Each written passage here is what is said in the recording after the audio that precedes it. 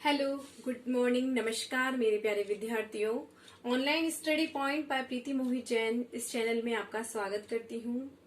और हमारा जो आज का टॉपिक है वो है प्रबंध पेशे के रूप में, यानी प्रबंध की प्रकृति को वर्तमान समय में पेशे के रूप में लिया जाता है। ठीक है, प्रबंध एक पेशा है या नहीं, इसके लिए हमें पेशे का अर्थ और पेशे की विशेषताएं जानना आवश्यक है और तभी हम ये निर्धारित कर पाएंगे कि प्रबंध एक पेशा है या नहीं। तो सन 1928 में हमारे एक प्रबंधकीय विचारक थे जिनका नाम था कार्ल सैंडर्स।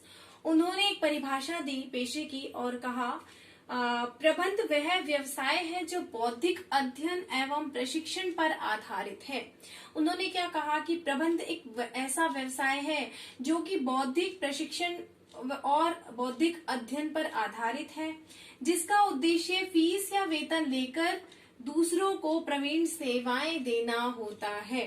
ठीक है, तो इस परिभाषा के आधार पर हम कह सकते हैं कि कोई भी व्यवसाय जिसमें न्यूनतम ज्ञान की प्राप्ति आवश्यक हो और उस ज्ञान प्राप्ति के बाद दूसरों को फीस या वेतन देना ही पेशा कहलाता है। ठीक है बच्चों, तो पेशे की जो विशेषताएं हैं उन विशेषताओं के आधार पर हम ये डिसाइड करेंगे कि प्रबंध पेशा है या नहीं। तो पेशे की विशेषताओं में फर्स्ट है ज्ञान विद्यमानता, यानी कि किसी भी पेशे में ज्ञान की विद्यमानता का होना बहुत आवश्यक है। और वर्तमान समय में प्रबंध जो सब्जेक्ट है इसे भी ज्ञान की ही एक शाखा के रूप में लिया जाता है। तो इस आधार पर, इस विशेषता के आधार पर हम प्रबंध को पेशे की श्रेणी में रख सकते हैं। नेक्स्ट है औपचारिक रूप में ज्ञान की प्राप्ति। किसी भी पेशे के लिए यह जरूरी है कि ज्ञान की जो प्राप्ति है वो औपचारिक रूप में प्राप्त होनी चाहिए। ठीक है, प्रबंध में भी जो ज्ञान की प्राप्ति है वो औपचारिक रूप में होती है और उसके लिए भी उपाधि दी जाती है, जैसे हमारे बीबीए, एमबीए की उपाधि होती है। ठीक है, ये उपाधियां जो है मैनेजमेंट के लिए होती है।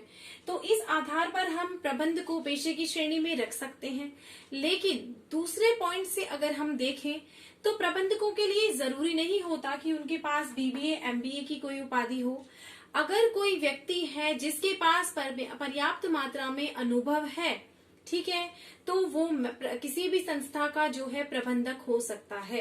तो इस आधार पर हम जो पेशा है, प्रबंध है, उसे पेशे की श्रेणी में नहीं रख सकते हैं।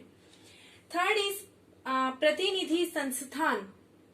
ठीक है, अन्य पेशों की तरह जैसे चिकित्सा और कानून में होता है, ठीक है, उसी तरह अन्य जो है पेशों की तरह प्रबंध में भी जो है प्रतिनिधि संस्थान होते हैं।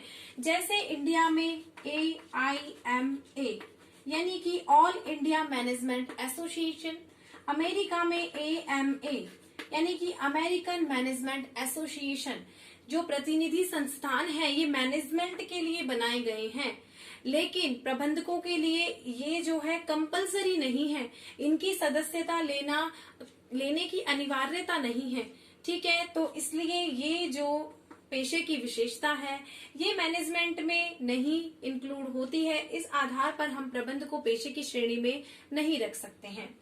फोर्थ है आचार संहिता की व्यवस्था। ठीक है, अन्य पेशों की तरह प्रबंध में भी आचार संहिता की व्यवस्था है, लेकिन जो प्रबंधक हैं वो इनके बारे में जानते ही नहीं है।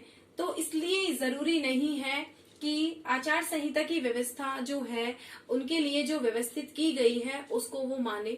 ठीक है, तो इसलिए इस आधार पर प्रबंध को पेशे की श्रेणी में नहीं रखा जा सकता है। नेक्स्ट है सेवा की प्रवृत्ति। ठीक है, जैसे अन्य पेशों में होता है उसी तरह प्रबंध में भी जो है सेवा की प्रवृत्ति निहित होती है। यानी कि किसी भी पेशे का उद्देश्य होता है कि अपने ग्राहकों को अधिकतम संतुष्टि प्रदान करना। ठीक है, उनका जो प्रयोग होता है, जो पेशे का प्रयोग किया जाता है, उसकी सफलता जो है मुद्रा अर्जन में नहीं मापी जाती कि कितना पैसा हमने कमाया, उसमें नहीं मापी जाती, बल्कि उसमें मापी जाती है कि जो ग्राहकों को हमने सेवाएं दी है उससे उनको संतुष्टि प्राप्त हुई है या नहीं। तो अन्य पेशों की तरह प्रबंध में भी सेवा की प्रवृत्ति उपस्थित होती है, तो इस आधार पर हम प्रबंध को पेशे की श्रेणी में रख सकते हैं। तो इस आधार पर हम देखें अगर इन विशेषताओं के आधार पर, तो कुछ विशेषताएं जो हैं पेशे की प्रबंध में होती हैं उपस्थित और कुछ अनुपस्थित होती हैं। इसलिए हम जो प्रबंध सब्जेक्ट है इसे जो है स्थापित पेशे की दृष्टि में नहीं रख सकते, मतलब इसे स्थापित पेशे की कैटेगरी में नहीं रख सकते, बल्कि हम इसे पेशे की ओर अग्रसित विषय की दृष्टि के जगह रख सकते हैं। यानी कि हम प्रबंध को भावी पेशा कह सकते हैं। भावी पेशा क्या होता है? जिसमें वैज्ञानिक तकनीकियों का प्रयोग किया जाए, ठीक है, वैज्ञानिक और आधुनिक तकनीकियों का प्रयोग किया जाए। तो इस आधार पर हम कह सकते हैं कि प्रबंध जो विषय है ये भावी पेशा है। ठीक है बच्चों, तो मैं आशा करती हूँ आपको प्रबंध की प्रकृति पेशे के रूप में ये टॉपिक समझ में आ गया होगा।